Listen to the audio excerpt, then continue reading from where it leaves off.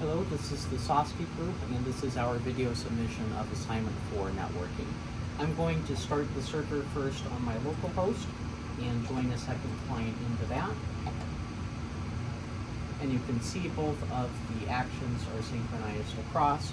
I can go on the right-hand side and move, and also move on the left-hand side.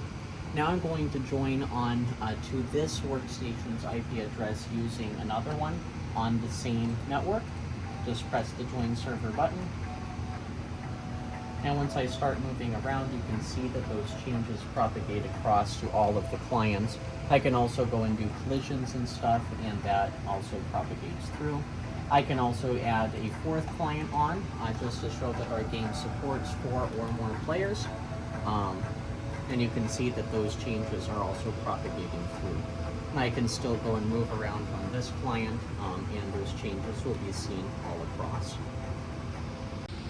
So for our engine extension, we decided to do Dead Reckoning.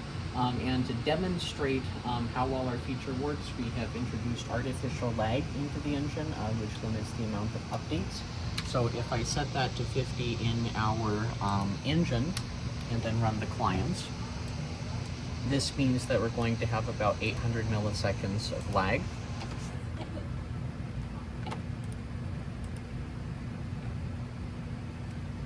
So if I come in on the left-hand window, you can see that the updates are relatively smooth. Not completely smooth, because this is a very considerable amount of lag, but we are doing a linear interpolation whenever the delta between the distance that the server has and the distance that the client knows reaches a certain threshold, which we also exposed right up here. When we're not doing linear interpolation, we are instead just setting the velocities based on what the client knows. They send that up to the server, and the server sets that to the rigid body.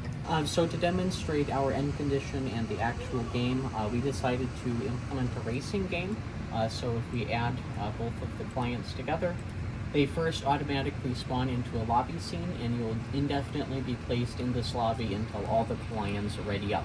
So if I press R on the keyboard for both of the instances, we spawn into the race scene. The race starts automatically upon joining, and you can see there are checkpoint flags. These also set as a respawn point, so if I were to fall off the world here, I will go back to that respawn point, and you can set a number of laps to complete that counts as a win condition. So if I just keep on running around, since I completed 1 lap, we have won the game.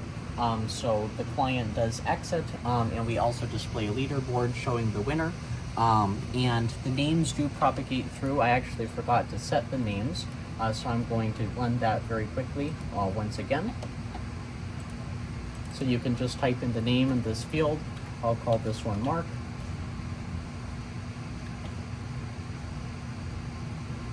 You can see that it does display both of those names right up there. And that's it for our assignment 4 submission. Thank you.